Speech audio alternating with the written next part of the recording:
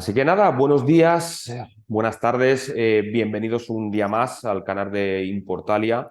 Hoy tengo conmigo un invitado que para mí es súper especial. Fue uno de mis primeros mentores en temas de comercio exterior y en temas de normativas de productos y es muy especialista. Tiene su empresa en Hong Kong. Y esta entrevista obviamente la vamos a hacer en inglés, pero le pondré subtítulos a este vídeo, así que sin más os voy a presentar a Fredrik, que tiene dos empresas, tiene China Importal y Compliance Gate, y ahora os va a explicar un poquito a qué se dedica y vamos a hablar sobre todo pues, bueno, de su experiencia y de cómo nos puede ayudar a nosotros en este terreno de la regulación y las normativas de productos. So, Fredrik, hi, thanks for being here. I made a small introduction, but obviously, I want you to tell us who you are, which is your background and experience, and tell about a little bit about what you do and where you're based and everything like this. Yeah, so thank you for the introduction. Unfortunately, I didn't study Spanish in high school. We had the option. I picked German. I don't remember anything, and French. But yeah, clearly that was the wrong pick. In any case, so my name is Fredrik. I'm Swedish. I moved to Shanghai and I started working in quality assurance and manufacturing going back to 2011. I worked in Shanghai until 2017. Did a stint in Vietnam again, working in manufacturing across a wide range of industries in textiles, electronics, furniture, and so on. Essentially everything except for medical devices and cosmetics. And it was also then when I was working in China and Vietnam that it became clear to me that there's a huge problem with compliance. There's a huge problem with compliance in the supply chain, in manufacturing. What I mean by that is that many importers, be it in Spain or elsewhere in the EU or in the Americas, they struggle to understand the regulatory requirements in terms of safety standards, in terms of certification, labeling. What does it mean to label a product? Who labels the product? The suppliers in the East, here in Asia, they were equally clueless because it's not really what they do. They are not compliance experts, especially when it comes to regulatory requirements in Europe and the US and so on. So in 2019, I moved to Hong Kong and I set up the company that is now operating ComplianceGate.com. We provide essentially free information concerning regulatory requirements in a wide range of countries, primarily the EU and the US, but also the UK, Canada, Australia, Singapore. And we also provide a platform where Amazon sellers can log in, find requirements for their products, and implement compliance in practice by arranging lab testing, creating certificates that you must submit to Amazon, and also create label files that you must send to your factory. That's my background. Great. And yes, I mean, the thing is that when we come up to this point, I always say that beware, because manufacturers, they're good at manufacturing. They have the tools, they have the expertise, the engineers, but they are not experts in regulations in every single country you want to take your product to. So this is something that you have to take account on, and we assume as importers many times that it is their responsibility to create the labels or the possible certificates we would need in our customs or elsewhere. And this is something that is very wrong, right? Yeah, absolutely. When it comes to responsibility, it's rather clear in these regulations and directives that if you are importing something, now importing in this case means essentially that you're buying something from, say, you're based in Spain, you're importing from outside the European Union, or you're based in the US and you're importing from China. Okay, that means the responsibility falls on you. This means that you need to create documentation, label files with your company information and your batch number. And the same thing goes for certification. And the same thing goes for lab testing. Another dimension to this is that if you go to a factory that you find, say, on Alibaba, and I want to mention that there's nothing wrong with Alibaba. It's the best supply directory in the world by far. But you go to a supplier in China or Vietnam, They don't know anything about, say, textiles labeling requirements in the European Union or in the United States. Why not? Because they're not based in the US or the EU. They are factories. They know about as much about product compliance as they do about accounting requirements in your country, which is very little. Very little. They expect to receive a clear product specification. If there are standards that apply to the product, say safety standards, this needs to be clarified. This needs to maybe sometimes be implemented into the technical drawings, or at the very least mentioned, say a flammability standard. Then you need to mention a specific standard. You have labeling requirements, you create a label file, the CE mark, you send this to the factory, they print it, boom, done. There's nothing else to it. The same thing goes for certificates or declarations. These are to be created by your company, not by the supplier. Yeah, and before we go any further, because some people might be not knowing what we are talking about right now, I would ask you a first relevant question: that what is product compliance, and why do I have to care about product compliance, and what can happen if I don't take care of product compliance? Yeah, I prepared some slides. Can I show them now? Yeah, absolutely. I think that's gonna provide a lot more context. Can you see the screen? I can see your screen now? Yeah. Perfect. Compliance introduction. So we're gonna get to it. Now, what is compliance? You can really boil down into 5 components if we simplify this. And we got product safety. This means that you need to reach certain safety criteria. This can mean different things. If you got these AirPods, safety here is primarily about the battery, because I keep it in my pocket. I don't want this to explode, right? So those safety standards for batteries. The same thing goes for chargers or these teddy bears, that a child should not be able to pull out, say, the plastic eyes and swallow them, strangulation, furniture tipping over. Again, that's a horrific risk for small children. So that's number 1. Products must be safe by design. This can mean different things depending on the product. And that's why we have standards that apply to specific products. Then we have substance restrictions. This refers to chemicals and heavy metals.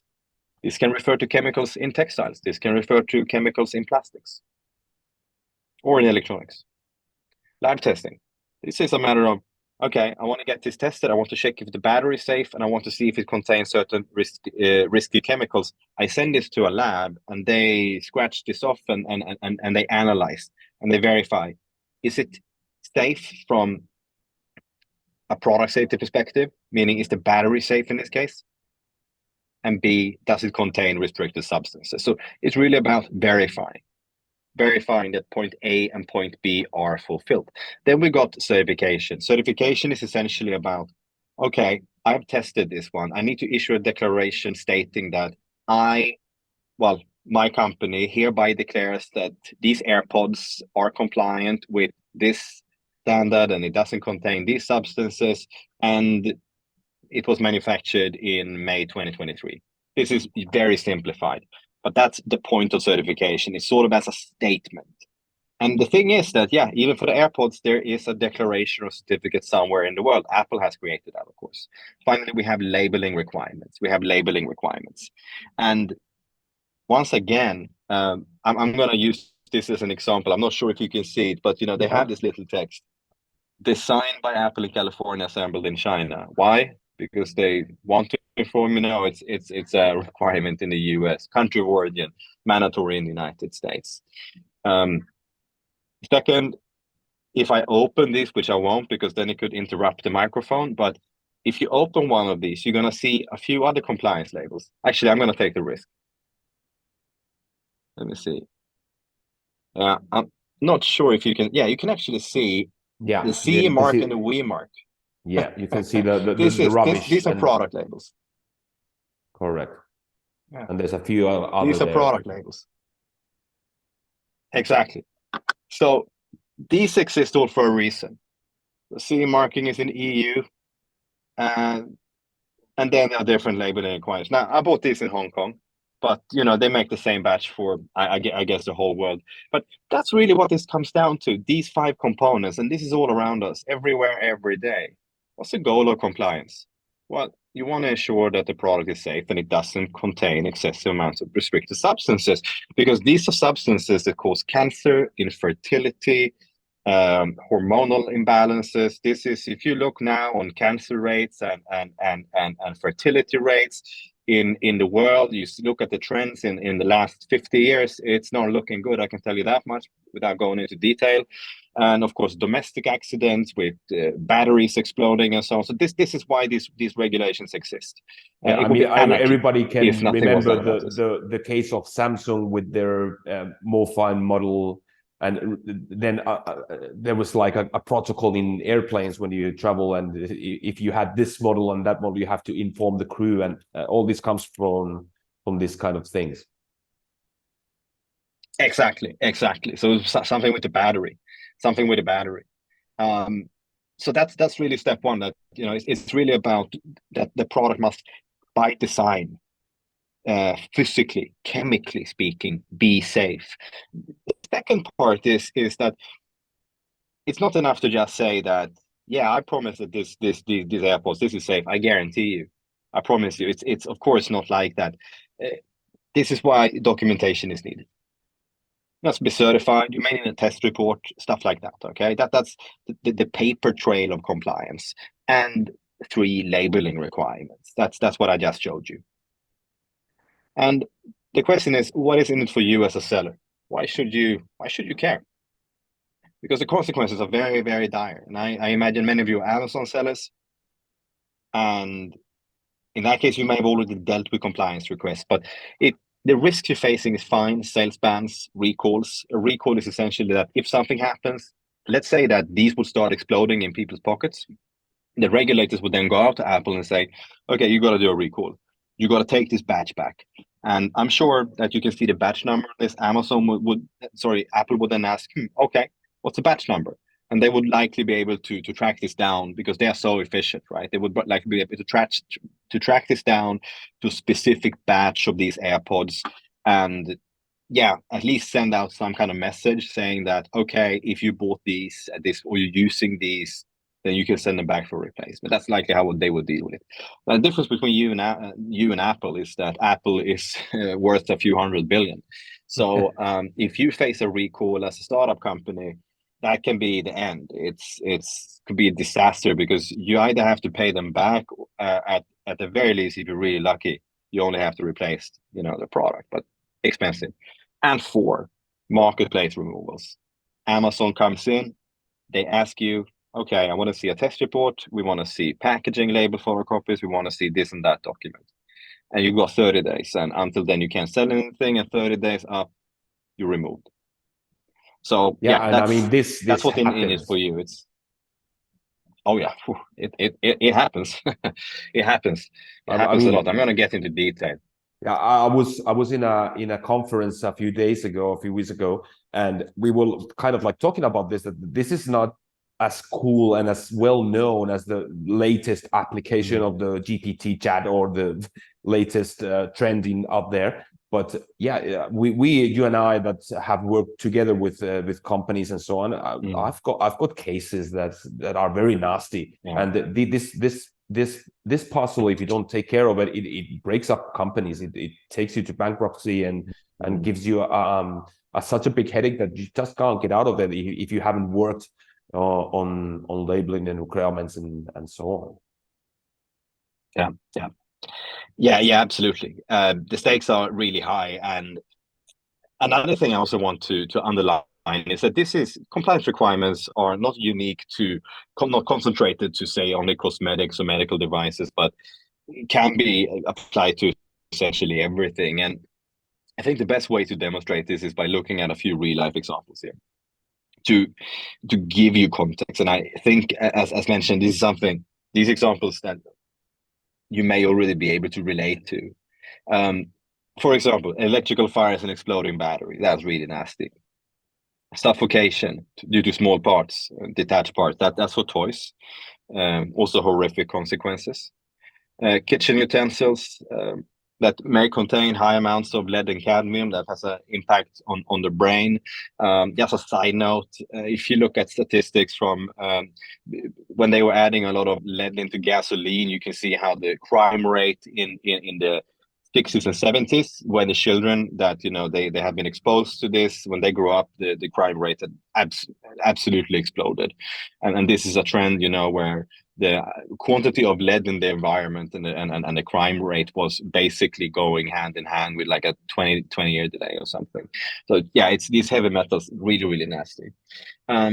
Apparel without correct material labeling, that's another compliance issue. Now, it's not as severe, right? Like the worst case is you buy something, oh, this is large, and you come back and it turns out to be medium. Okay, worst case, you return it, right? So it's not gonna kill you. It's not going to burn down your house, but nonetheless, it can be the basis for a recall. So what I want to show here is the compliance can be of different magnitudes. Yes, it can be exploding batteries, but it can also be a matter of, oh, I forgot to label my T-shirt correctly. End of the day, it can still be cost you a lot of money. Toys lacking tracking labels, that's batch numbers. That means essentially you need to name the batches. That's very common for essentially all consumer products. You should be doing that. It can be the date, essentially, when you place the order, whatever you need to, whatever format you need in order to be able to say that, okay, this batch number tells me the time that this product was made, and the SKU, maybe the color or something like that. Yeah. Also unstable furniture. That's a pretty new area. They're coming up with standards for that right now, mandatory standards. Now, who will check if the product is compliant? We know about Amazon, but it can also be a matter of the customs authorities. So when you ship something to say Spain, for example, what can happen is that the customs authorities in Spain, which I think they can be pretty tough, like the German and the Spanish customs have, at least from what I hear, a reputation for being pretty hard to deal with if you don't have the right papers. But in any case, what they can request is to see test reports and certificates. They don't have the resources to check every single shipment. I've been hearing it can be in the region of 5 to 10%, if that. It's What can something happen like though is that. that the market, yeah, it's not that, oh, I managed to get all the shipments through in the last 4 years. I'm safe. Clearly, everything is safe. It's a mistake to think like that. It's not really their job to check everything. Second, we have the market surveillance authorities, and there are different authorities in different EU countries and also in the United States, of course. Like you have this also elsewhere. You have them in Mexico, you have them in Canada, you have them in Australia and the UK. Their job is to monitor that products that are on the market are safe. Well, this can be done in different ways. I've been having meetings with some of them, so I do have some information like from directly from the source. And what I do know that the way they operate is they actually do stealth purchases, meaning that they go to online stores and they buy them for the sake of testing. They actually do this. It's like CIA stuff, It at is least when it comes to the how it world of works. compliance. It's a lot of people are not aware of that, but they this is that's what they do. And other than that, if someone reports your product because something happened, again, it could be an exploding battery or whatever really, then they can launch an investigation.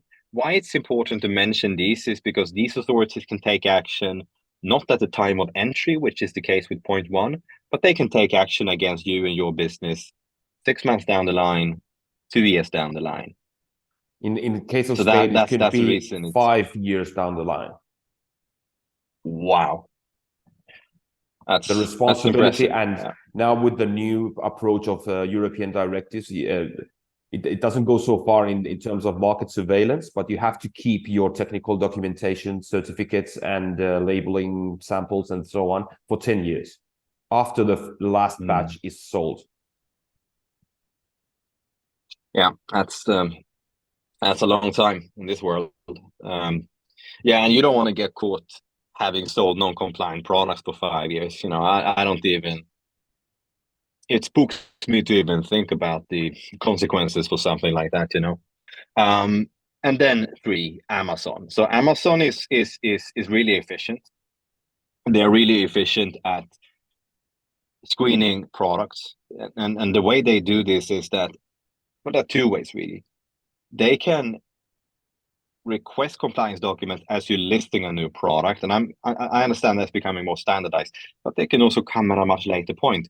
There are many cases that I've been dealing with where companies have been selling products on Amazon for years without having any test reports or anything that's valid anyway, and then Amazon clamps down and Amazon says, okay, provide test reports, because this is usually a PDF. Certificates, likewise, it can be a PDF or at least a scan copy, and label photocopies.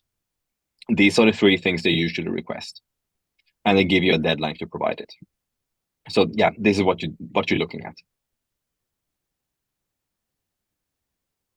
I want to underline, and that's something that you also talking about, that it's really the importers that are in practice responsible for ensuring compliance. Let me put it this way: even if the regulations did not explicitly write, even if that is the case, that they do not explicitly say that you, the importer, are responsible. Now, picture yourself in a situation where you're importing a product from, say, Vietnam, and you're selling this in the US. And then it turns out that this product is unsafe for whatever reason. And the regulators and Amazon, they go after you, they shut you down, they take away your listings. And you're going to go then to your supplier in Vietnam and say, hey, I need test reports. They say, I don't have any. Okay, that's it. It doesn't matter. Like, what are you going to do? You're going to go to Vietnam, you're going to go to China and, take them to court. No, you can't do that. That's like, even if you win, you're not going to, these factories, they're not that, they don't hold a lot of cash reserves, So even if you are morally right, even if you think that, oh, the supplier should be responsible, doesn't matter in the end anyway. Because when they come down, they come after you. You're the one that's going to lose everything. So it doesn't really matter, like, morally or legally speaking, who is responsible. It's still up to you, because you're the one that's going to you're going to be the one holding the bag. You're going to take the consequences if it turns out you're selling a product that's not compliant. I want to And on make top of that, it is usually pretty clear. I want to make a little appointment here, because some people misunderstand, and I will maybe leave a related link to the Blue Guide, what is called in the EU, which warns you about one thing and clarifies one thing in the first and the point 3. And what most Amazon sellers, e-commerce owners, and companies anyway, what they do is they obviously they try to personalize a product. They print their labels with their logos and with their company branding or image or so on. And we have to be aware that this action, it makes you the legal manufacturer of your product. And it doesn't matter where it's physically manufactured. The legal responsible is the importer 100% in this case, and has to be in the hold of all these documents and certification, lab testings, and all the things we're talking about. And we have to know that when you do this, you have to be really sure of what you're doing, and you have managed this process, because in if not, you can face all the things that Fredrik was sharing right now. Yeah, exactly. I just wanted to make it clear that even if it's not, because as you point out, it is 100% true that many of these regulations and directives in the EU, they are very clear that you are the manufacturer if it's your brand or your design, no matter what. But even if that would not be the case, you still in practice assume responsibility, in the sense that you assume all consequences. And that's just inevitable. That's a function of international trade. So in any case, you need to be on top of this. There's no point in trying to find a way around it or argue with the supplier. I've been dealing with a lot of Amazon sellers that they spend a lot of time arguing with me about this stuff. They argue about, yeah, but it should be the supplier's responsibility. Yeah, maybe it should be, but it's not. And the regulation says something else too. So yeah, it's I think the sooner you accept that fact, and you get to the practical aspects of making your product compliant, the better. It's a philosophical discussion is not going to take you very far on this. Yeah, right.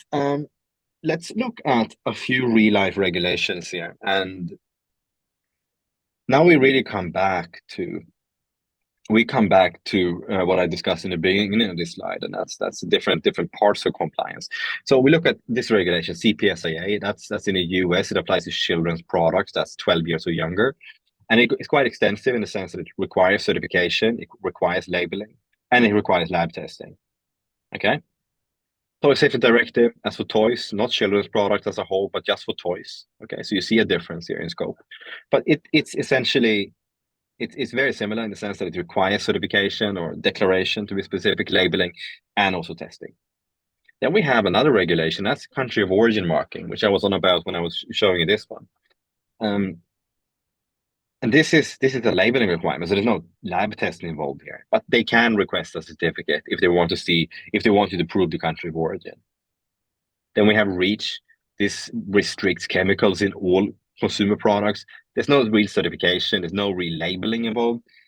There is lab testing though, but I wrote required instead of mandatory because it's not explicitly written as it's mandatory, whereas it is the case for CPSAA. So what I'm getting to here is that for many products, you have different layers of regulations. Now, in the US, you will need to comply with both these two, CPSAA and country of origin, and they mean different things. They are different in scope. As you can see, CPSAA is a lot more straightforward. It's more extensive. So it's important to understand what are the parameters of compliance, because that way you have a mental framework. It's a lot easier for you. And here just demonstrates a few different labeling requirements so that you can better understand what labeling can mean in practice. It's CE marking, WE marking, food contact materials up here, textiles labeling.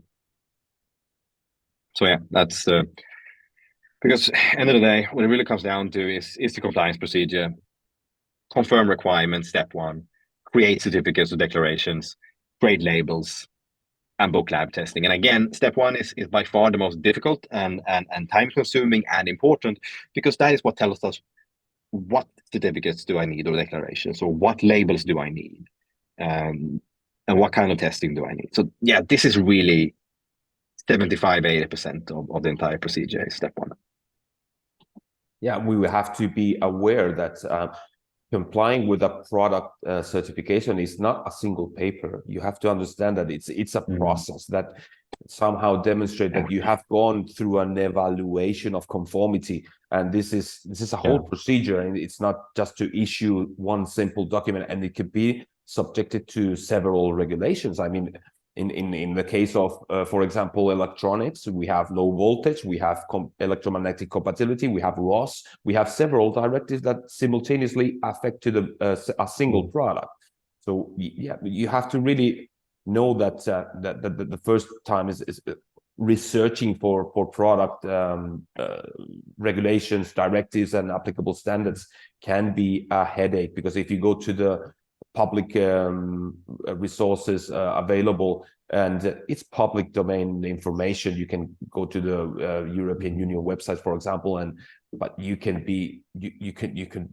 just spend hours and hours and weeks and days and not getting anywhere and not understanding anywhere. So it is important to kind of like understand that you might need some help in this process.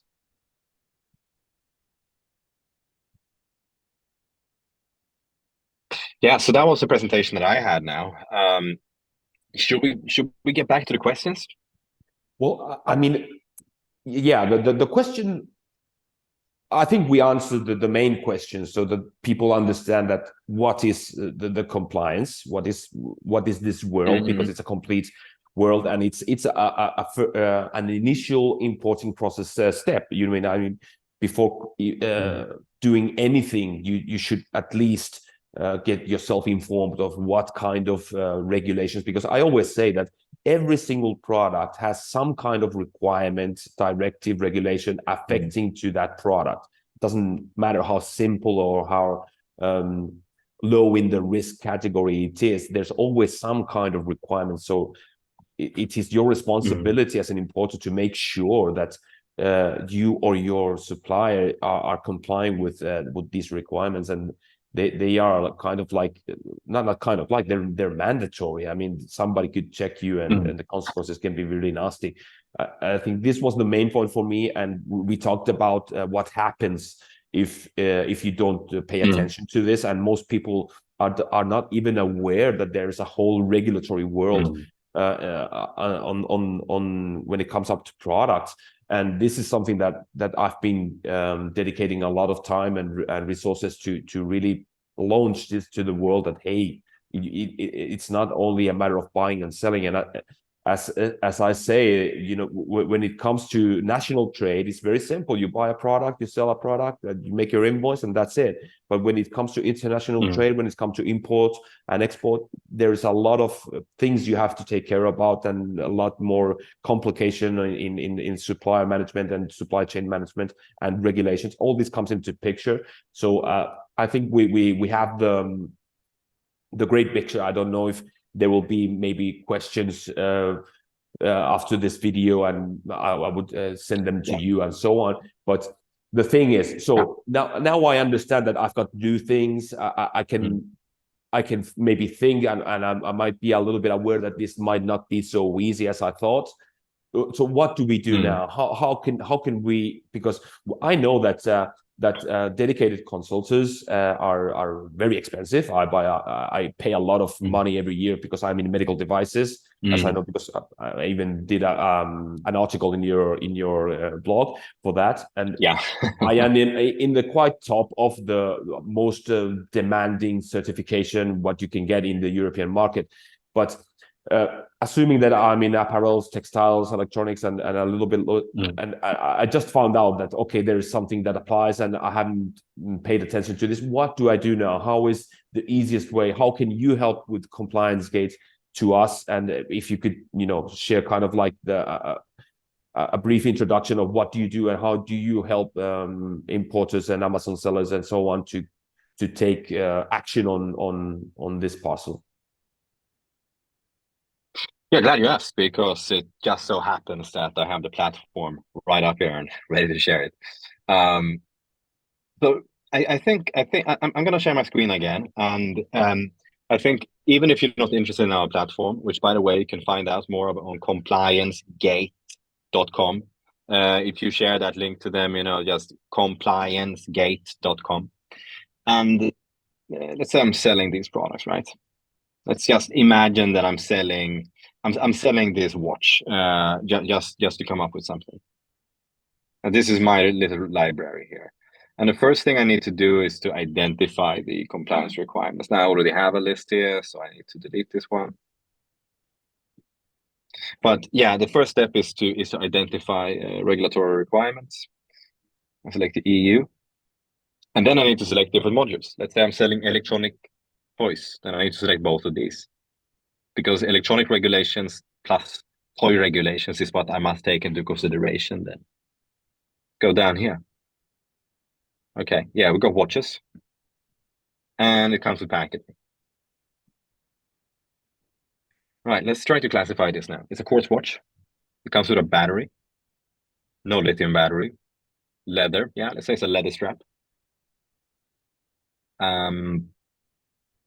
Yeah, that's about it.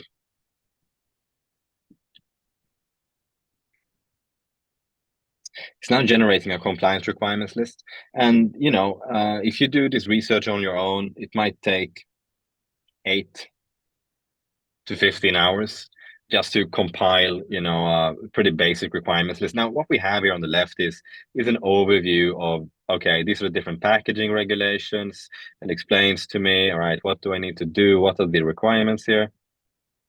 I need to pay for packaging recycling. It explains how that procedure works, and Amazon is strict on that too, of course. It tells me, okay, what kind of certification do I need? So I can actually go here and create certificates right within the platform. So it told me now that I need to create a declaration of conformity, which, okay, so I call it certificate just to give it uniform. Certification is more used in the United States compared to the EU, but that doesn't matter. But yeah, it allows you to create these certificates / declarations right within the platform as part of the procedure where you generate a requirements list. So yeah, that's essentially what this comes down to. That you need to start with identifying the requirements, which in turn depends on, okay, it's a watch. I'm selling it in the EU, and I also have packaging. And you can also pick different label file templates here, and also different documents. So yeah, we've been working on this one since late 2020, and yeah, we keep developing. We are making pretty good progress. So yeah, this is available right now. And you can book a free consultation with us as well. I'm sure, Ansi, you can send an introduction. Yeah, if anyone is interested. And those that are already students in my academy, they have the tutorials there, and they have the affiliation link to contact you directly. And I will also add it to this video, so that there is kind of like, because you have to. People might not that are not so introduced in the regulatory world. Fredrik said this could be 7 to 15 hours. I would assume that it could be from 7 to 15 weeks. I mean, if you don't know anything about this, yeah, coming up to this, because this is basically helping you to create a so-called technical file, and adding all the different annexes of labeling, and checking all the requirements, and having all these listed, know where they are, what they are, and how to apply them in real life. This is something that will save you tons and tons and tons of hours, and also a huge amount of money in expensive consultants, which they have a wide range of fees. But if you're in categories like medical devices, cosmetics, or something that is highly regulated, it should be really good for you to go to a real specialist company consultant to handle this process. But for the rest of products, this is a very, very good option to have all this time saved, and go step by step, being sure that every single requirement is in the same place, and can be managed and self-managed in a simple way. I've been member of the Compliance Gate platform for many years now, and yeah, I can tell you from firsthand that this is something that you really appreciate when you get yourself formed and informed about this process, and you understand the magnitude it has. So yeah, I must say that you've done a very good job, and this will help for a wide range of e-commerce owners and Amazon sellers. So I highly recommend this, that you contact Compliance Gate. And we just talked with Fredrik to create a cooperation for the non-English speaking community, which can be your case if you're watching through my channel in Spain. So just let me know, and I will help you with this process. And if you decide to join, you have my support on all the procedures you will have to do inside the platform. Of course, I will translate documents for you. I will help you through the process if you're interested in Compliance Gate. So everything is kind of like covered. So I don't know if you want to add anything else from your side. No, I think this is a pretty strong introduction that we did today, and I also really appreciate the support we've been getting from you as well, Ansi, over the last few years. I really appreciate that. Okay, so for everybody watching this video, you will have a batch of links down below to have access to the Blue Guide, to have access to Fredrik's platform, to book that consultation. You can also send me emails and book a free consultation with me here in Spain, obviously. And I thank you, Fredrik, for attending this webinar, because I know you're a very busy man. So I really appreciate that you dedicated this spot for me and for my audience, for them to have an alternative to get this thing done, and that they have an idea and understand that this is not something that you just have to you just want to look away. No, you have to sit down and confirm the requirements and research for correct information, and let professionals or people with tons of years of experience help you in this process, and these tools are very good for that. So thank you, Fredrik. Thank you for your time, and we hope to see you in our channel in future. And we will be preparing interesting topics about product importing from China and other countries, product regulations, and yeah, there's more to come. Thank you, Ansi.